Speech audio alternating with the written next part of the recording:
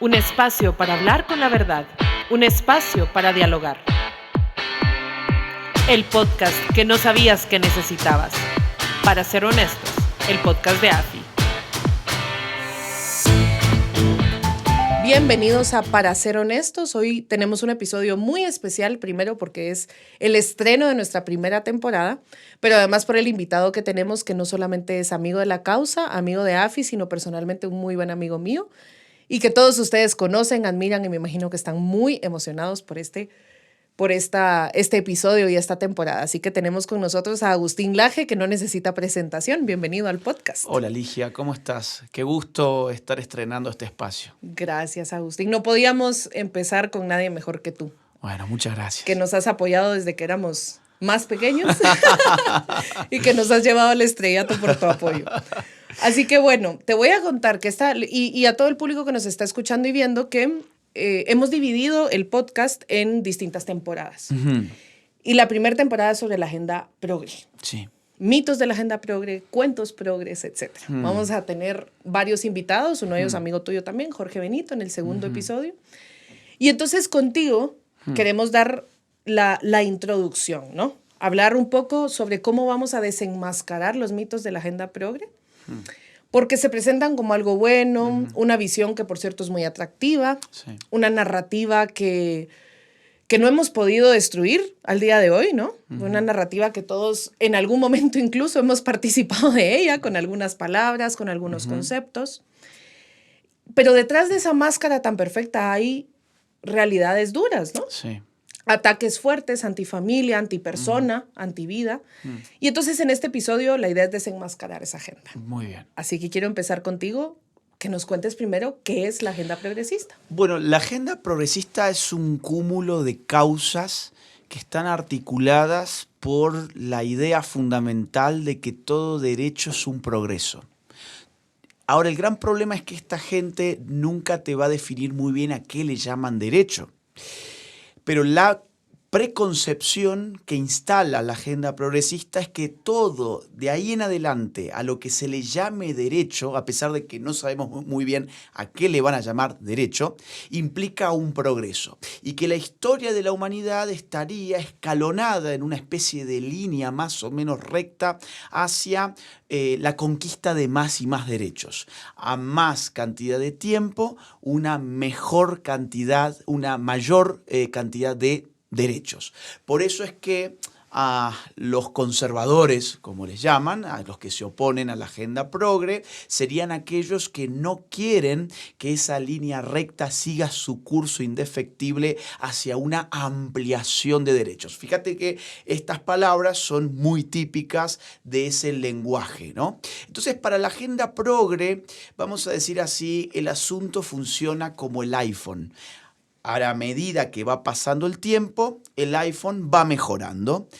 Tenemos hoy el iPhone 14, que es mejor que el 13 es mejor que el 12 es mejor que el 11 es mejor que el 10, porque en general la tecnología sigue una línea recta ascendente respecto del tiempo. Mayor cantidad de tiempo, mejor dispositivos tecnológicos en general. Ahora, en ámbitos morales, jurídicos, valóricos, eso no necesariamente es cierto. No necesariamente es cierto que a la medida que va pasando el tiempo tenemos mejores ideas, tenemos una ética más consistente o tenemos un marco jurídico más sustentado. De hecho, la gran trampa y la primer trampa de la agenda progre es no comprender que los derechos pueden entrar en contradicción. Entonces, cuando el derecho entra en contradicción es porque en verdad es un privilegio. Voy a poner un caso. Hoy se habla del derecho a la identidad de género.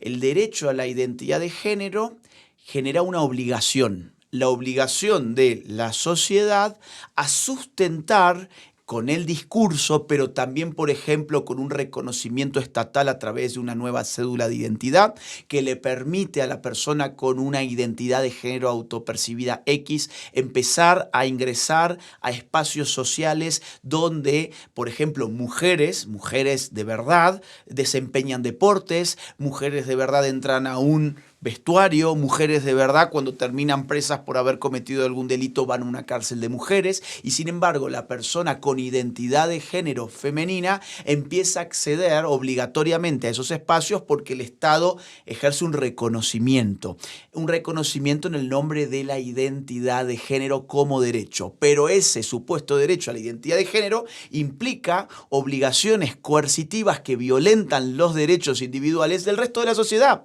Por ejemplo, violenta la libertad de expresión porque yo ya no puedo ejercer mi libertad de expresión para decir la verdad. Yo ya no puedo decir la verdad de que estamos frente a un hombre y no frente a una mujer.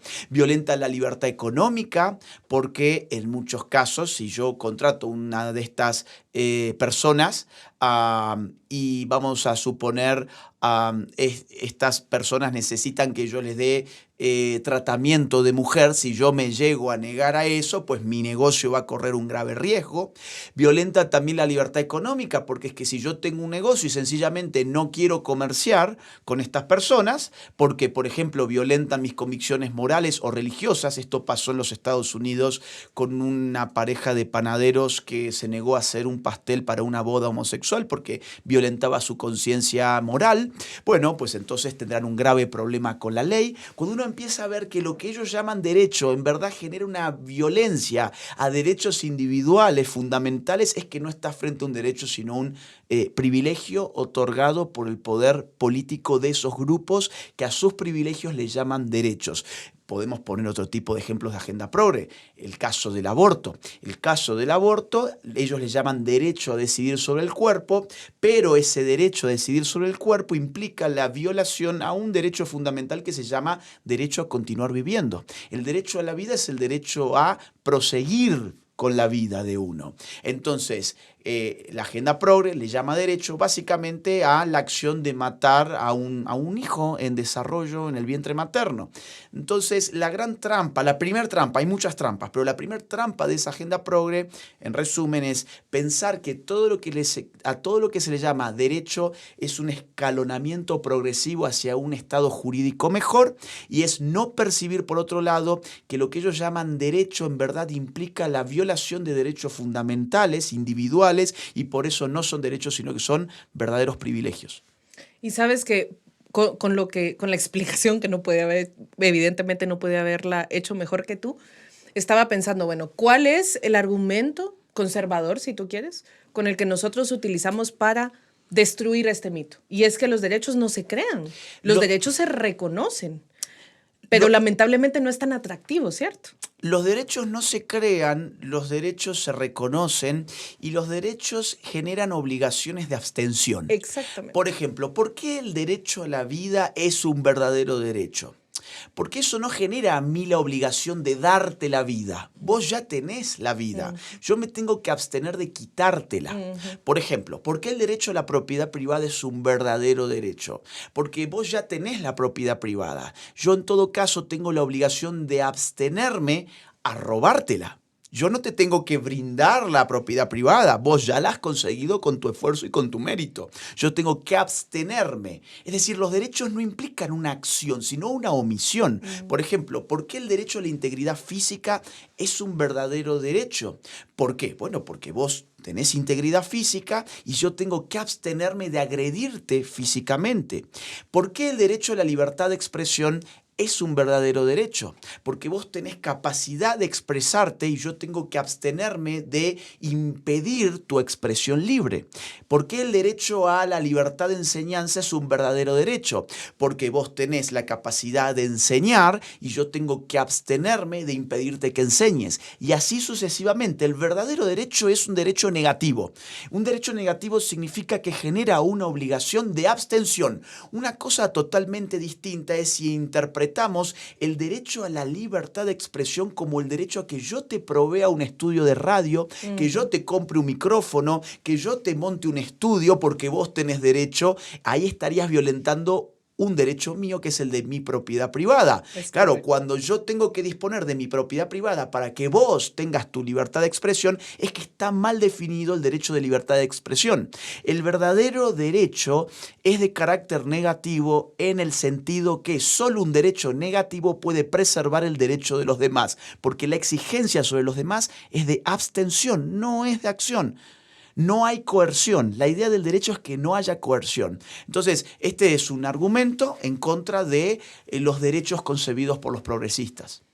Y podemos ver con todo lo que explicas cómo el lenguaje es importante, ¿no? Porque con el lenguaje vamos, o van, mejor dicho, confundiendo. Van haciendo esta pequeña línea, esta delgada línea entre que sí es o no es. Y lo vemos con distintos conceptos. Por ejemplo, en el documental de What is a Woman, de que es una mujer, de Matt Walsh, que a mí me encanta, ¿no? Porque él se hace el tonto. Sale, no sé qué es una mujer. Vamos a tratar de ver, ¿no? Sí. Y nadie sabe describir qué es una mujer. La única definición que le dan es un no hombre. ¿Cómo así? O sea, tú sí tienes definición, yo no tengo definición. Primero. Segundo, no saben definir tampoco, en el caso de Beatriz, que tú tuviste un video, una entrevista también súper interesante con colegas nuestros que queremos y admiramos mucho. Los peritos que llegaron expertos no sabían definir cuándo empezaba la vida. No sabía definir qué era dignidad humana ni cuándo empezaba a existir aquel ser que se supone que ellos defienden con los derechos humanos. Entonces, esta delgada línea entre, y siempre lo hacen, ¿no? El tema del lenguaje. Mira, voy a ir un paso más allá, porque esto también es una trampa progresista. No es que ellos no sepan definirlo, No, es que ellos se ajustan a los criterios de un mundo posverdadero. ¿Qué es la posverdad? Porque la posverdad es otra de las grandes trampas progresistas. En el año 2016, el diccionario de la Universidad de Oxford coronó a la palabra posverdad como palabra del año. Y el periodismo, que suele tener opiniones vulgares sobre estas cosas, dijo: la posverdad de la cual nos habla la Universidad de Oxford es la multiplicación de la mentira. Este es un mundo donde las fake news se han multiplicado y por lo tanto al tener más mentiras tenemos un mundo posverdadero. Yo creo que esa interpretación es vulgar, es sosa, deja sabor a poco porque la cosa es más grave.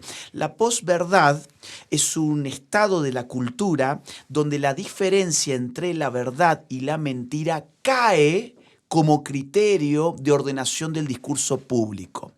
Esto que parece difícil, no es difícil y lo voy a explicar así.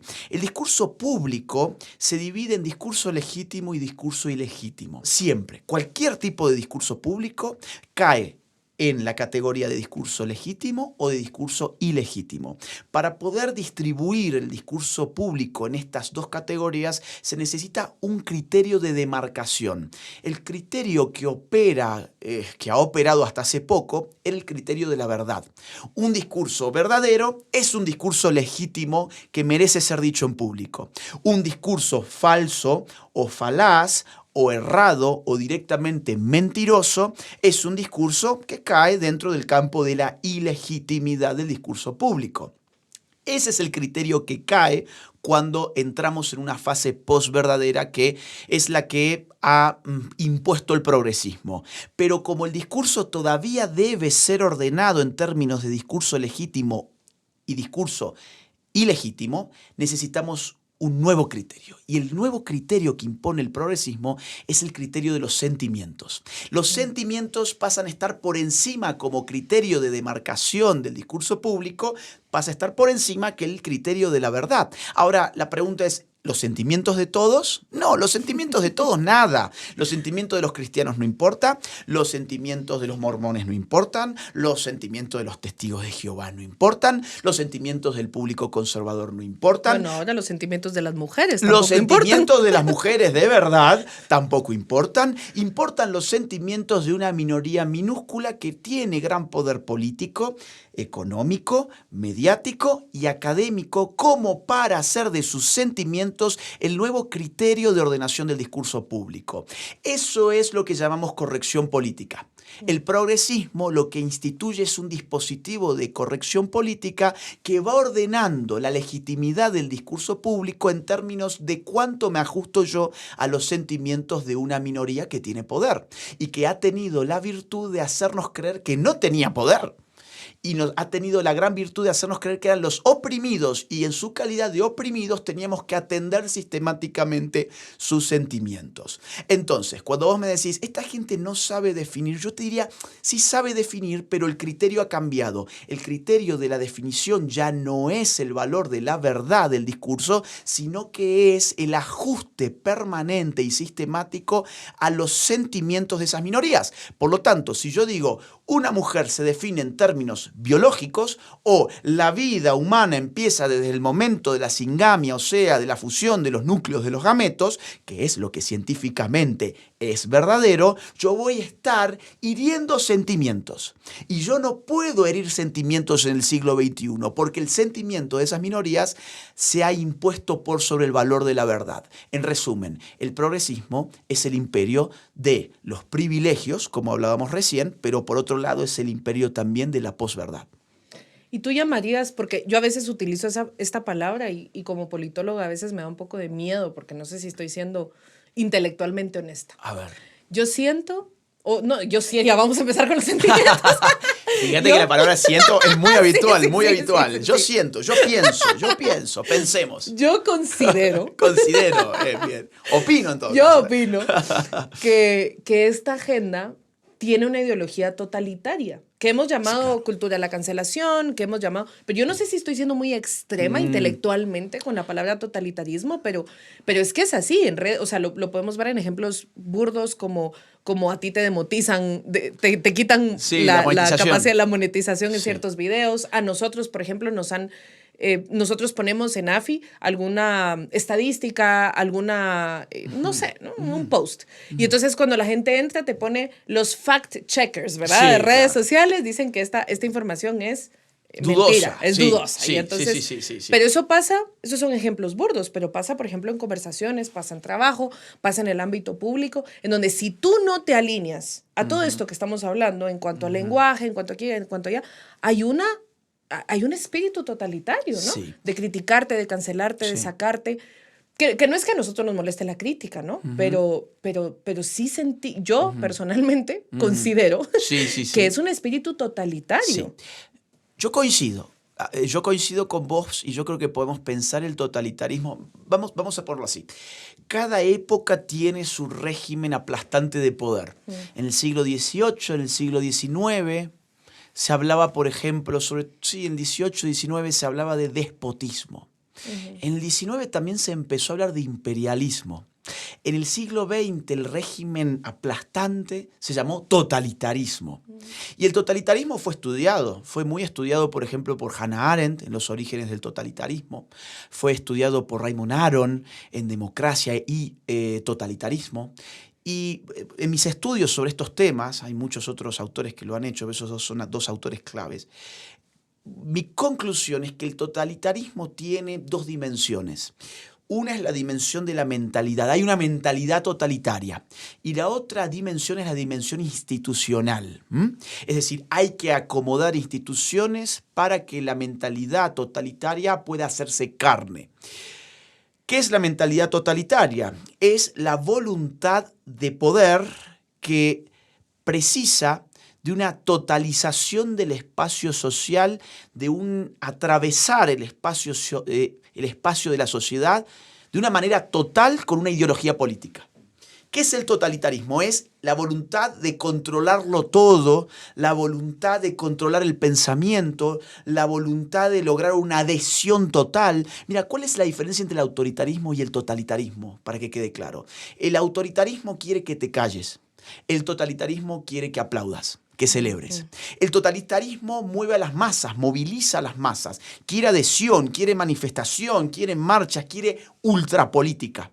El autoritarismo quiere tranquilidad, quiere paz, silencio, quiere silencio, ¿no? Quiere orden, ¿no? Quiere que se acate la norma. Claro, y lo hace con la fuerza. Son dos formas distintas de operar con la fuerza. Opero con la fuerza para que te quedes tranquilito u opero con la fuerza para que me aplaudes, me celebres, utilices mis símbolos, adhieras a mis ideologías. El totalitarismo es una mentalidad.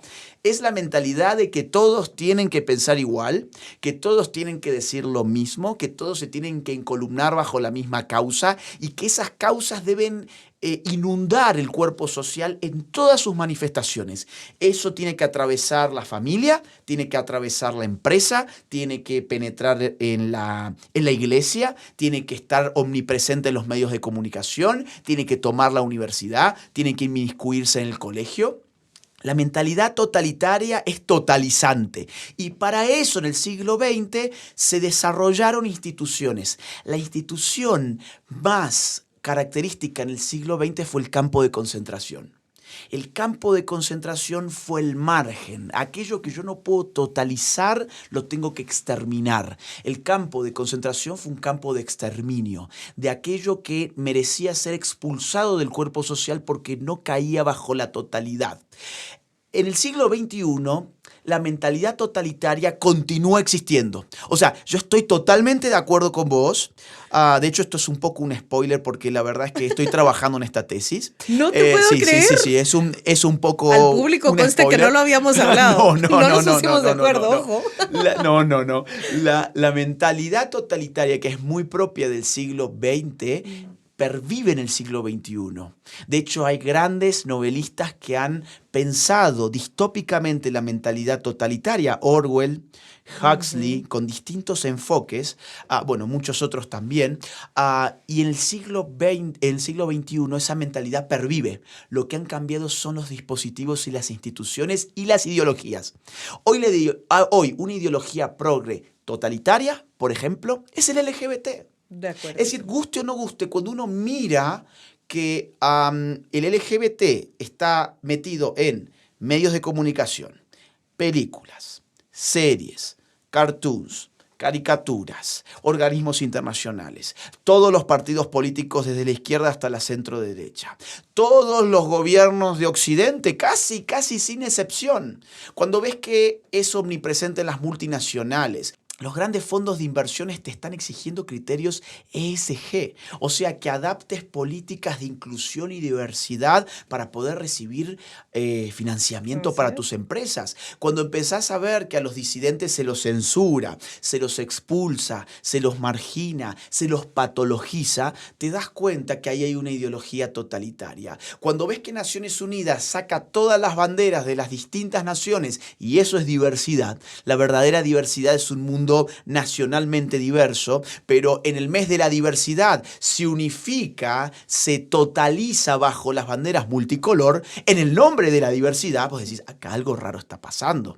Cuando vos ves que ni siquiera podés ir a un comercio a comprar ropa porque tenés incluso allí secciones para niños trans, como pasó con Target, cuando no podés tomarte una cerveza porque hasta la cerveza te vende ideología LGBT, como pasó con Bud Light, cuando ya no podés ir al cine a mirar una película de Disney porque ya te están bajando el personaje no binario, como pasó con Elementos, o te están vendiendo el Buzz Lightyear con escenas homosexuales, ahí te das cuenta. O cuando no podés cruzar la calle porque hasta el semáforo es LGBT, como pasa en la ciudad de Buenos Aires, o la senda peatonal está pintada con banderas LGBT, o cuando vas a los parques a llevar a los niños y los jueguitos para niños están pintados de LGBT, como pasa en España, vos decís, oiga, esto es totalitario. ¿Por qué? Porque ha totalizado el espacio social. Claro que lo hace, no con los viejos dispositivos del siglo XX, ya no lo hace de una manera, digamos así, flagrantemente represiva, sino que lo hace en el nombre del amor,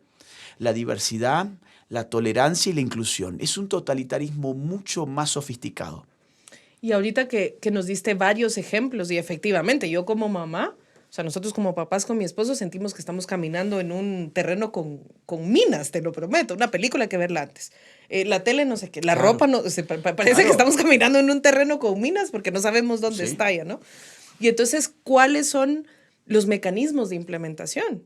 La educación, las redes sociales, háblanos un poco de eso. Son muchos. Yo te diría, a ver, esto se implementa por los grandes medios de comunicación que desde hace mucho tiempo vienen de a poco, ¿no? Esto es una especie de rana que le echas en una olla y le empezás a subir la temperatura. Poco a poco, y la ranita primero se va pensando que está dándose un baño de agua tibia, después el agua se empieza a poner más calentita, más caliente, y cuando ya empieza a quemar la rana, pues la rana ya no puede saltar. Los medios de comunicación han jugado a ese juego. Por eso, la instancia actual en la que los medios de comunicación están es una instancia feroz, la instancia de la hipersexualización de los niños. Por eso, tanto malestar le ha causado a la prensa hegemónica la película Sound of Freedom, ¿no? Porque va en contra precisamente de una agenda de hipersexualización de los niños. Vos fíjate que un tema que no voy a mencionar el nombre porque no quiero que nos ataquen este video, pero es un tema que empieza con P, ¿sí? Y termina con filia. Ese tema que también le llaman ahora MAP, personas, adultos con atracción a menores, ¿no? Ese tema ya se han dado cuenta que la mejor manera no era decir los adultos tienen derechos sexuales sobre los niños, sino que ahora lo que te dicen es al revés. El niño tiene derecho sexual a estar con un adulto. Así es. Y esa es una forma mucho más fácil de legitimarlo. Y eso ya lo estás empezando a escuchar en los medios de comunicación. Y eso ya te lo están poniendo en los medios de comunicación. Entonces, el primer lugar donde esto se distribuye a las masas son los medios de comunicación, a las grandes masas. Luego tenés, por supuesto, las escuelas, que están atravesadas todas por currículos de género, incluso las privadas. Claro, pues lo que la gente piensa a veces es, bueno, si yo no mando a mi niño a una escuela privada, a un colegio privado, entonces aquí no voy a tener mayores problemas. Es que las escuelas privadas, los colegios privados, también están sujetos a una aprobación de un Ministerio de Educación. Y ese Ministerio de Educación baja una malla curricular a la cual te tenés que adaptar. Te tenés que adaptar de una u otra forma. Podés variar en lo accesorio, pero en lo fundamental hay un contenido duro que no podés soslayar. Entonces las escuelas van uniformizando también esta ideología. Las redes sociales, en la medida en que cancelan y censuran todo lo que trate de contrarrestar esa ideología, y de hecho nos la pasamos autocensurándonos para, como yo hice recién, para no ser expulsado de las redes sociales, en la medida en que además, por ejemplo, te van haciendo técnicas como shadow ban, que significa no voy a permitir que tu cuenta sea encontrada fácilmente, voy a bajarle el alcance de tus reels, por ejemplo, de tu TikTok, o por ejemplo, voy a empezar a borrarte seguidores. Eso, por ejemplo, a mí me lo hacen. A mí por semana me borran alrededor de 3.000 o 4.000 seguidores.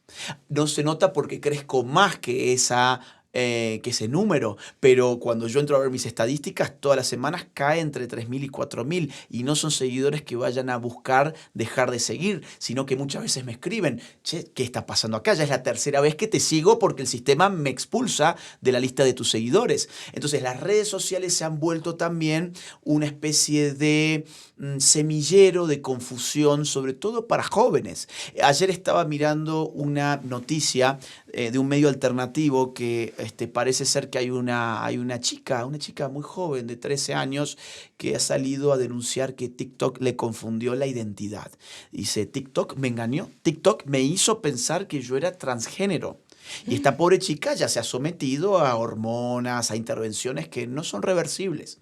Entonces las redes sociales hoy están confundiendo tremendamente, sobre todo a los más chicos. Hay un gran libro que se llama Daño Irreversible que explica los mecanismos de las redes sociales y sobre todo de TikTok, donde opera el lobby LGBT para tratar de confundir a los niños. Y la otra forma de imponer todas estas ideologías, por supuesto, es el Estado. Estas ideologías no podrían triunfar si no contaran con el apoyo de la coerción del Estado y con el apoyo financiero del sector globalista que está inyectando dinero constantemente para que estas políticas vayan avanzando. Entonces yo creo que esos son los principales mecanismos, y sumado dos más que tienen ya que ver con las personas. Uno se llama espiral del silencio. La espiral del silencio está aterrorizando a la gente a opinar en contra de esta agenda. La gente se ve sometida a aceptar el mundo post-verdadero porque tiene mucho miedo de pagar las consecuencias de decir la verdad.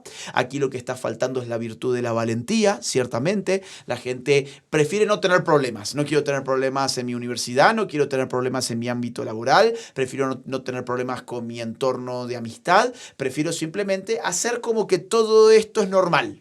Yo sé que no es normal, pero yo no puedo hablar porque sé que voy a pagar un costo. Entonces, por un lado, la espiral del silencio está realmente yendo muy fuerte en lo que se llama autocensura. Y por otro lado, también hay altas dosis de indiferencia. Gente que dice, bueno, a ver, mientras esto no me toque a mí, pues que se lleve el mundo por delante, a mí no me importa, mi vida sigue igual. Hasta que, claro, tu hijo cae en estas garras y ahí ya no te gusta tanto, pero ahí ya es tarde para actuar.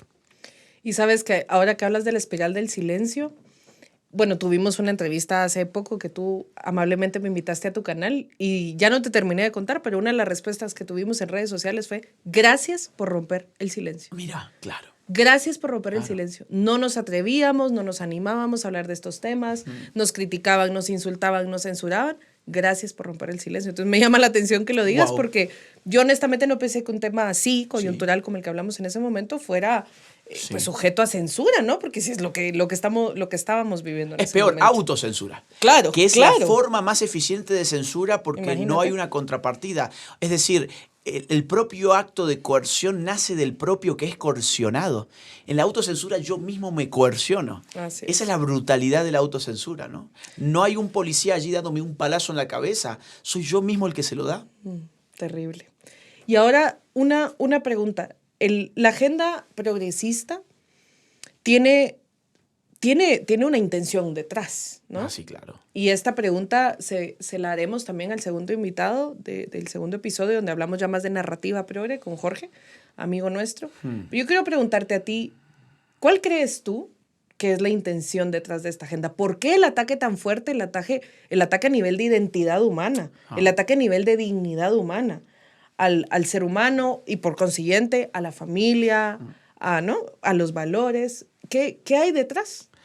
Bueno, yo creo que hay varias cosas. Es decir, hay una especie de pirámide de intereses.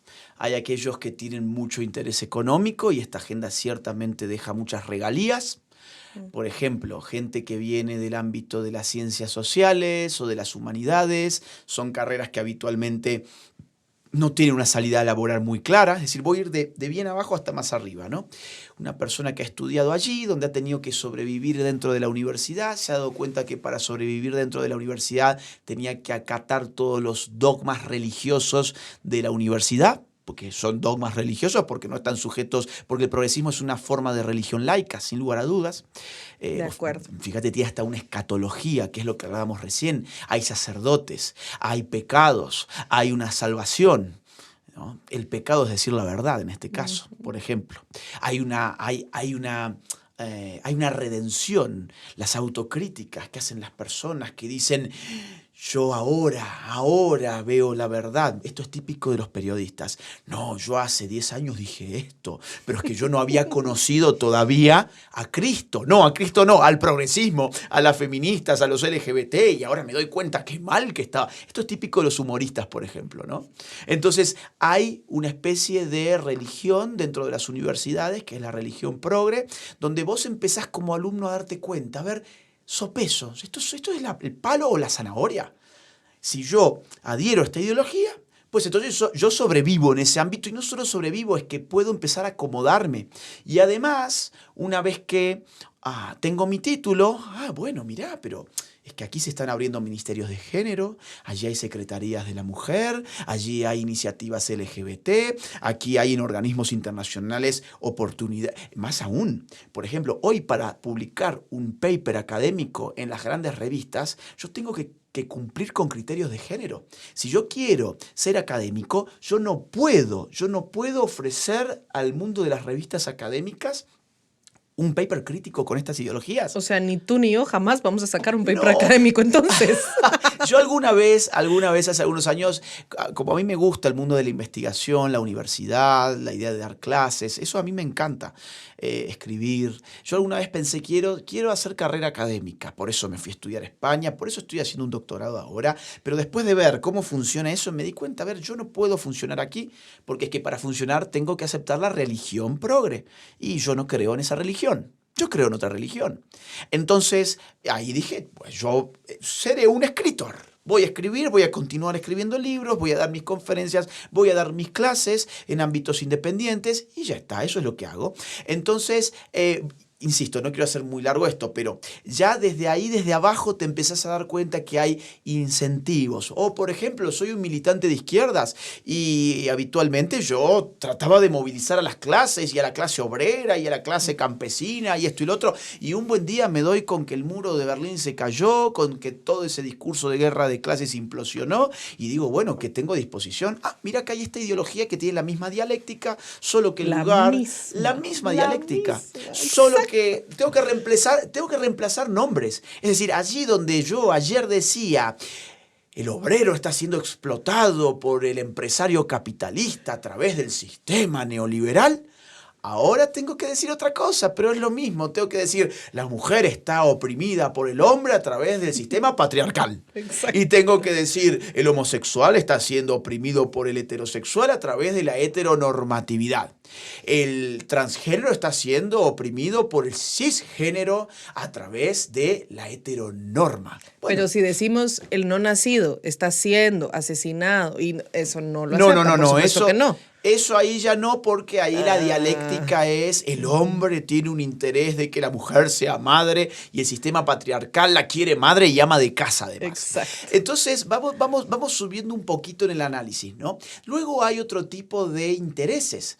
El interés de un político que encuentra que en la opinión publicada hay un estado de cosas donde todos los medios de comunicación empiezan a defender esas agendas. Y el político dice, bueno, yo quiero recibir el favor de los medios, yo quiero ser apoyado por la prensa, no quiero tener problemas con esta gente, entonces yo apoyo esas agendas también. Subimos un poquito la pirámide.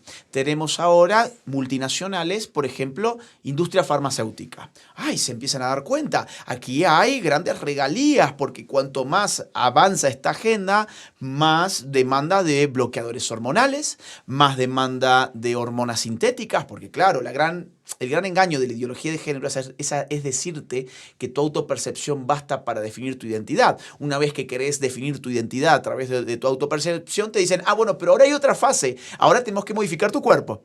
Entonces ahí aparece la industria farmacéutica. Hay otra gran industria, la de la cirugía de reasignación de género, como ellos le llaman, que está creciendo exponencialmente según los reportes de Global Market Insights. Entonces ahí tenés otro gran interés. Y luego, más arriba todavía tenés otro interés que se llama población, tamaño de la población.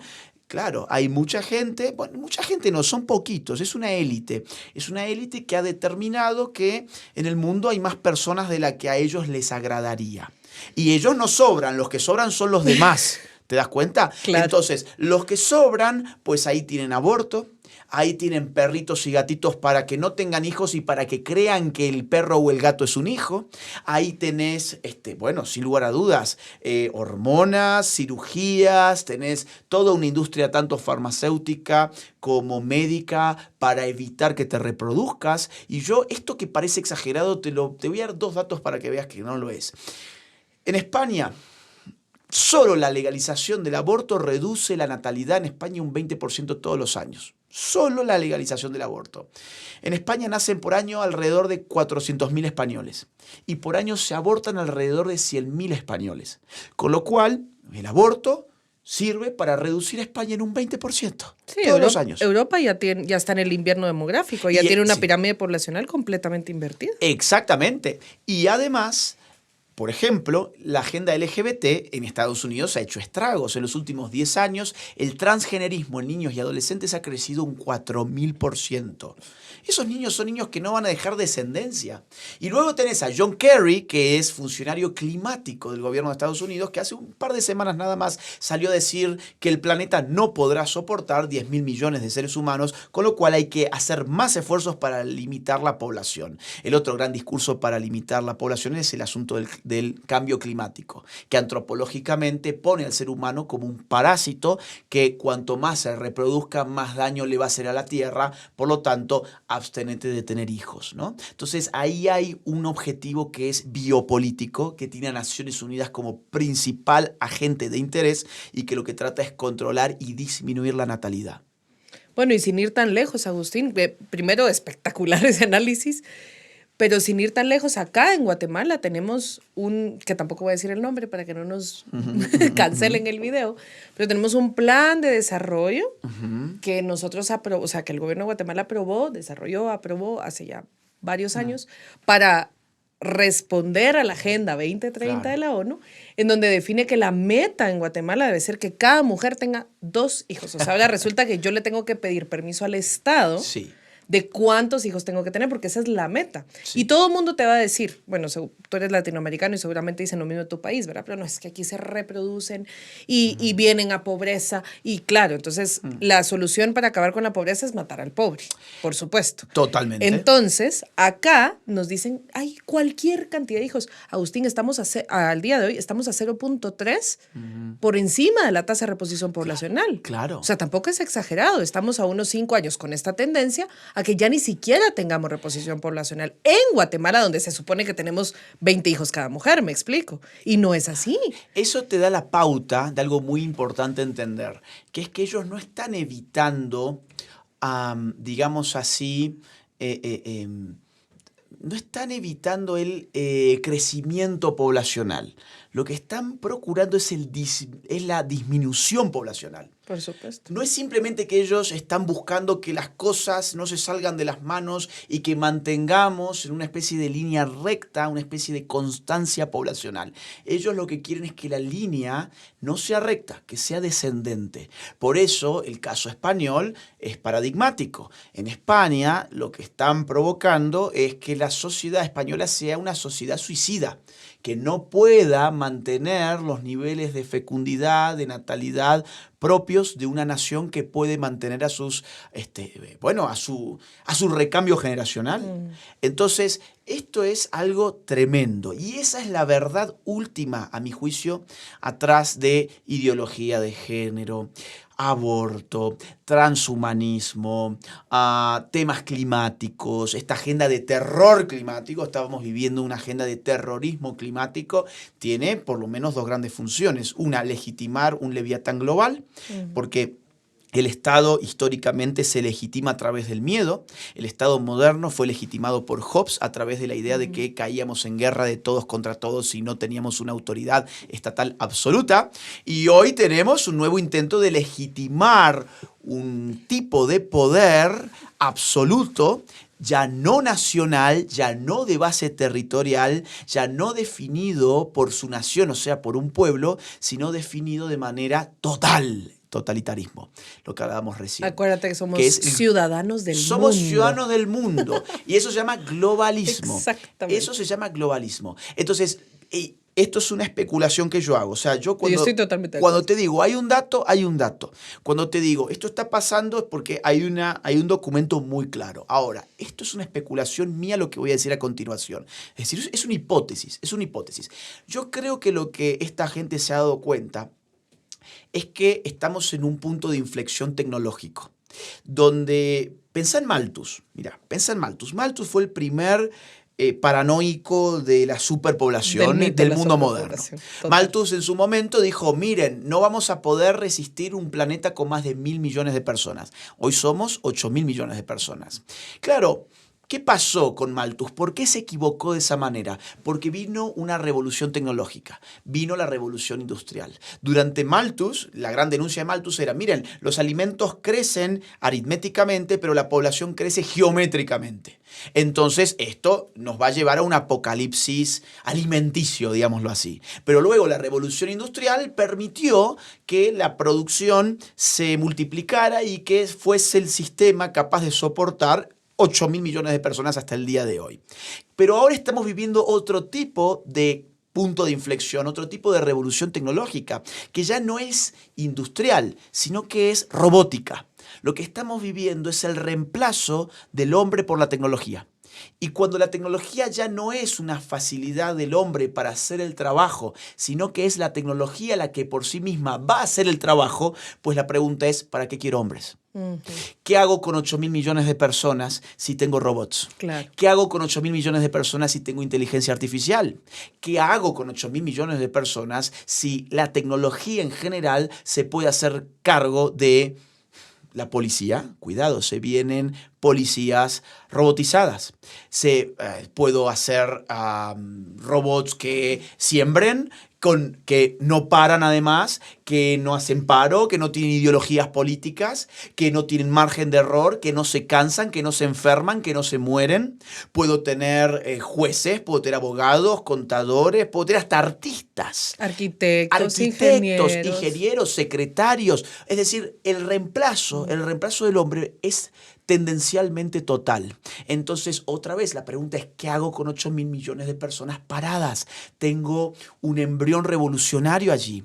La gente puede hacer una revolución, pero para contener esa revolución necesito, en primer lugar, socialismo. Por primera vez, el gran empresariado se alía al socialismo. El Foro Económico Mundial es hoy una institución socialista. Lo que está pidiendo son medidas económicas socialistas como una renta básica universal. ¿Para qué? Para que la gente se abstenga de hacer una revolución, porque saben que el empleo va a ir descendiendo. Por otra parte, ¿qué más necesito? Idiotizar a la gente. Eso es lo que yo desarrollo en el libro Generación Idiota. Necesito gente totalmente idiotizada, gente alienada, gente que no conozca de política, gente que no tenga ninguna incumbencia en el mundo social, gente con lazos destruidos, gente que no tenga lazos significativos ni de amistad porque cree que sus amigos son los de las redes sociales, que no tiene familia porque está atomizada, no tiene madre, no tiene padre, es un átomo social o es un átomo individual, mejor dicho. Gente que además tenga mucho soma, como en Un Mundo Feliz de Huxley, mucha droga para que vivas el momento y para que pases tus penurias, tu nihilismo y tu hedonismo, inyectándote cosas, aspirando cosas por la nariz, para que pienses que todo está muy bien, porque tenés que pensar que todo está muy bien. Necesito tener gente enviciada no solo con drogas, sino gente adicta a su celular, gente adicta a una serie, gente adicta a la pantalla en general, gente embrutecida. Y eso es, yo creo, lo que hoy están haciendo. Pero al final del día necesito que esos pobres diablos no se me reproduzcan. Que no se reproduzcan. Esa es mi especulación de por qué están haciendo todo esto. No es porque el cambio climático, no es porque los derechos LGBT, no es porque el derecho a decidir de la mujer sobre su propio cuerpo. Todo esto es un esfuerzo porque saben que hay un punto de inflexión tecnológico y que el ser humano es potencialmente reemplazado por la máquina y que cada vez hace falta menos seres humanos. Yo estoy totalmente de acuerdo contigo y lo hablamos en algún momento hace como 3 o 4 años, ¿te acuerdas? Y me decías, esto yo no lo digo públicamente porque van a decir que estamos locos, ¿te acuerdas? Pero bueno, ¿sabes es que hace 3 o 4 años no existía ChatGPT. Claro que no, pero tú ya lo habías visto. No existían, claro, no existían robots que te manejaran las industrias 4.0, no existían las cámaras inteligentes, por lo menos no de conocimiento público, no existía lo que hoy es 4 años después estamos viendo. Claro. Pero lo que te quiero decir es que por eso para nosotros los conservas es tan importante defender la dignidad humana, porque el ser humano jamás va a poder ser reemplazable, porque el ser humano es más allá del producto de su trabajo, es más allá de lo que yo pueda sacar, tiene dignidad humana intrínseca por el simple hecho de ser humano. Exactamente. Y entonces esa es la razón por la que nosotros defendemos al ser humano desde su concepción, desde el primer instante de su existencia, y lo vamos a defender en todas sus etapas para que tenga una vida digna, para que explote su potencial, como tú bien dices, hasta la muerte natural. Precisamente por eso, en eso radica la raíz, el secreto de nuestra defensa del ser humano. Y ahora, como mencionaste el libro, quiero que nos digas cómo nos desidiotizamos. Déjame hacer un comentario Por favor, más dale. sobre lo que acabas de decir, que me parece que es clave, es clave. Y ahora voy con lo otro. Acá lo que hay, yo veo a grandes rasgos, muy grandes rasgos, son 2 modelos antropológicos, ¿no? Incluso pensémoslo en términos del tema aborto. La gran pregunta es, ¿qué es el hombre? Si vamos a hablar de dignidad, necesitamos saber por qué el hombre tiene dignidad. Y los 2 grandes modelos son aquellos que conciben a la persona como un ser de naturaleza racional, un ser individual de naturaleza racional, Boecio, ¿no? Y donde se dice, bueno, pero el ser humano, dado que la esencia precede a la potencia, es un ser humano desde el mismo momento de su existencia. Es decir, basta existir para ser un ser humano. La otra opción es la de, por ejemplo, los abortistas. El ser humano es una persona, el ser humano es, claro, porque aquí hay una diferencia, y perdón que me enredo un poco, pero aquí hay una diferencia entre ser humano y persona. Persona es un concepto filosófico. Ser humano, digamos así, es un concepto biológico. El asunto es que, por ejemplo, estamos aquellos que decimos, el ser humano siempre es persona, el ser humano siempre es persona por esencia, y por lo tanto le corresponde dignidad, y la dignidad significa valor absoluto. Exacto. No hay nada más valioso que la persona humana. ¿Quién es la persona humana? Todo ser humano, en cualquier fase de su desarrollo, Exacto. en cualquier fase de su vida, en cualquier circunstancia en la que se encuentre. En cambio, el sector abortista y el sector progre en general lo que va a decir es, no, un ser humano es aquel que actualiza sus potencias. No aquel que existe en tanto que ser humano, sino aquel que actualiza sus potencias. Y las potencias propiamente humanas son la razón y la voluntad. Por lo tanto, un ser humano en gestación puede que sea un ser humano, porque de hecho ya es innegable que pertenece a la especie humana, que se desarrolla como ser humano porque ya es un ser humano, caso contrario no podría desarrollarse como ser humano, pero no es persona. Es ser humano, pero no es persona, porque para ser persona debe actualizar sus potencias volitivas y racionales. La persona humana actualiza su voluntad, actualiza sus razones, aquella que ejerce su voluntad y ejerce su razón. Y a veces Esto incluyen ahí la conciencia también, ¿no? Y la conciencia. A veces incluyen la Exacto, conciencia. y tiene conciencia. Y hay algunos que incluso dicen, tiene memoria. Sí, Tiene también. memoria y por lo tanto puede construir una biografía personal. Van añadiendo atributos que van condicionando la definición de persona. El problema es que si nos atenemos a esa definición de persona, vamos a tener un grave problema. Por empezar, que un recién nacido tiene tan poca voluntad y tan poca razón como un ser humano en plena gestación. Así es. Por lo tanto, ¿por qué no podríamos matar a un recién nacido? Y ya hay sectores progresistas que están tratando de legitimar el filicidio, precisamente bajo estos argumentos. O, por ejemplo, la eugenesia. La eugenesia está basada en esta concepción de la persona, que es el ser humano que actualiza ciertas potencias. Así es. Por lo tanto, si yo tengo discapacitados, pues no son plenamente personas, porque no actualizan plenamente sus potencias humanas. O, por ejemplo, si la inteligencia artificial, y ahí doy el salto, si la inteligencia artificial es más razonable que el ser humano, pues entonces la inteligencia artificial tiene más dignidad que el ser humano. Si la voluntad de la inteligencia artificial es más precisa, más exacta, más ajustada a la razón que la del propio ser humano, que puede errar en su voluntad, puede querer el mal, puede querer algo malo, pues entonces la voluntad de la inteligencia artificial o del robot tiene primacía sobre la del humano. Vos fíjate cómo esa forma de ver la persona es una forma antipersona. La persona humana tiene dignidad porque es un ser humano, por su esencia humana, no porque ha actualizado no sus potencias humanas, no porque su razón sea perfecta, no porque su voluntad sea perfecta, sino simplemente porque es una criatura humana y la criatura humana merece tener dignidad, o sea, merece ser la vara con la que midamos todo valor. Es la cumbre del valor. No hay valor por encima de la persona humana. Eso es lo que defendemos, lo que vos recién llamaste los conservas. ¿Qué defienden los progres? La otra visión. Esto es importante antropológicamente para mí de tener en cuenta. No, totalmente. Y no, yo había llegado hasta antes del salto que diste, Agustín.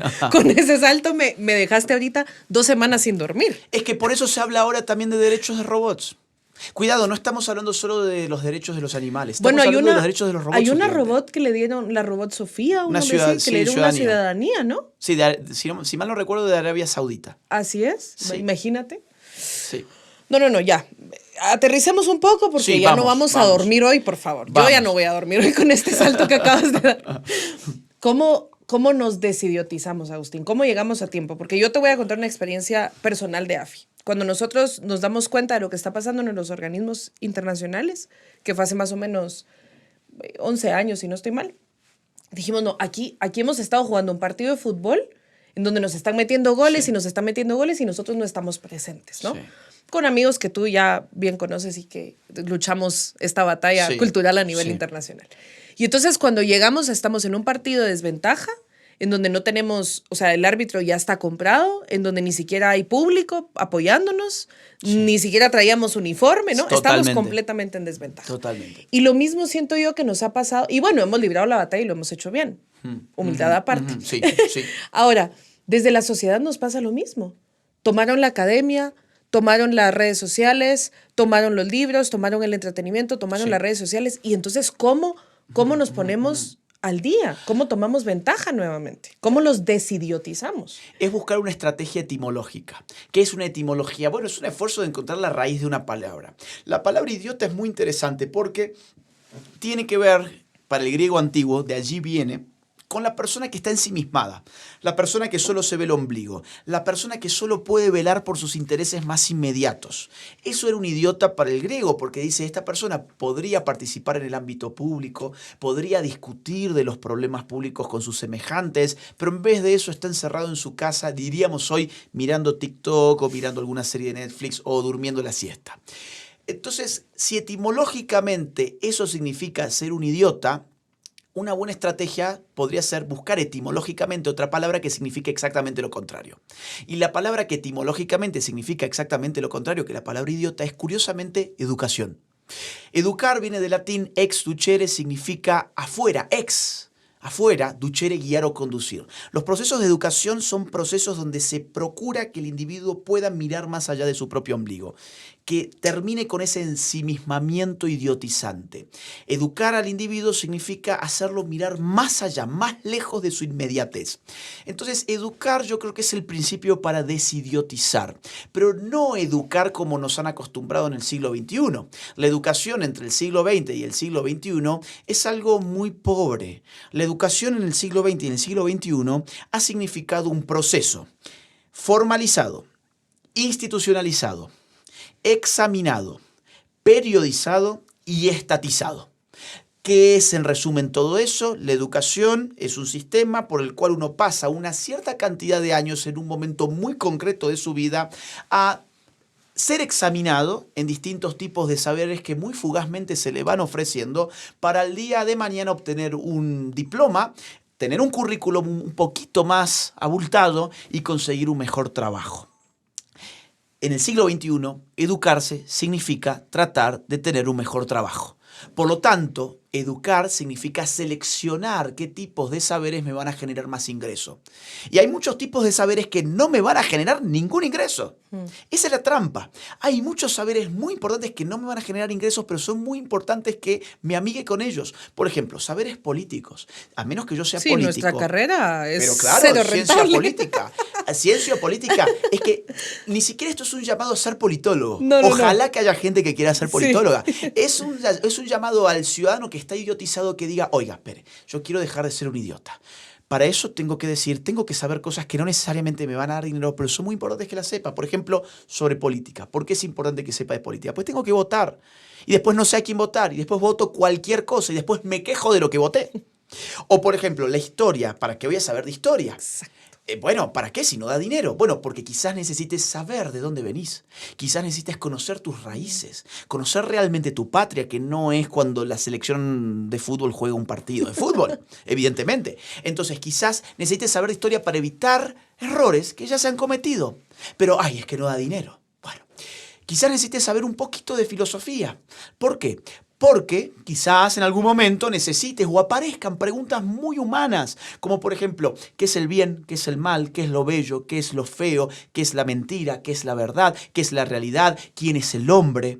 Son todas preguntas de carácter filosófico. No digo que seas filósofo, no digo que seas historiador, no digo que seas cientista político, digo que nunca como hoy ha habido tanta posibilidad de ser autodidacta. Nunca como hoy ha habido tanta posibilidad de conseguir libros, de tomar cursos, de hacer talleres, de informarse, de formarse.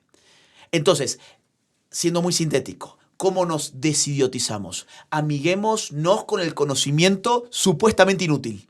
Porque en ese conocimiento inútil está todo lo que necesitamos para poder defender a nuestras familias, poder influir sobre la sociedad, poder tener algo significativo que decir. Vos me decías, pero ¿cómo hacemos con las redes sociales? Es que el paso es anterior. Claro. El paso está antes. El paso primero es cómo yo salgo de este proceso idiotizante y después ahí sí aparece la pregunta. cómo uso las redes sociales, cómo trato de impactar sobre la opinión pública, cómo hablo en mis comunidades, en mis entornos de influencia. Y todo eso, ¿sabes qué? Va a aparecer solo. Una vez que vos te formaste, adquirís confianza, dejas de tener temor a esa espiral del silencio, empezás a darte cuenta que tus argumentos son fuertes, empezás a perder el miedo de que te tilden de fóbico de algo y empezás a hablar. Yo me he dado cuenta cuando la persona se forma, cuando la persona se amiga con los libros, se amiga con el saber, esa persona empieza a hablar, naturalmente empieza a hablar porque quiere comunicar la verdad. Es un deseo. Cuando uno encuentra placer en el saber, encuentra también placer en el comunicar el saber que ha adquirido. Y sabes que con esta excelente conclusión que nos dejas, ese es precisamente el objetivo de este podcast. Por eso nos llamamos Para Ser Honestos. Llegar a investigar la verdad, a cuestionarnos e invitar a todos aquellos que nos ven y nos escuchan a cuestionarse todo lo que les dicen, a investigar, a ir más allá. Y qué mejor que con esta invitación. Así que si quieres dejar un último mensaje a nuestro público. Un último mensaje muy práctico. Sigan el canal. ¿Es un canal nuevo es un espacio nuevo? Sigan el canal, dejen sus comentarios, ponga likes, difúndalo. Esto es un gran esfuerzo que se hace. Es un gran esfuerzo que se hace. Necesitamos del granito de arena de ustedes y es gratuito. Esto es totalmente gratis, eso es lo más bello de esto. Es totalmente gratis. Si te gustó este programa, por favor, distribuílo en tu WhatsApp, subilo a tu Twitter, ponelo en tu Facebook, compartilo por Instagram. Ayúdanos a dar batalla cultural. Además de todo lo que hemos dicho, de invitar a formarte y a impactar también vos en tus entornos próximos. Así que gracias, Ligia, gracias por haberme invitado y qué honor haber podido estrenar este espacio. Gracias, el honor es nuestro. Sigan a Agustín Laje en sus redes sociales, a AFI en sus redes sociales y gracias a Radio Actitud por el apoyo técnico para este podcast. Gracias por acompañarnos a un episodio más de Para Ser Honestos. Comparte este podcast en tus redes sociales, suscríbete a nuestro canal y deja tus comentarios. Nos vemos en el próximo episodio y recuerda que aquí hablamos para ser honestos.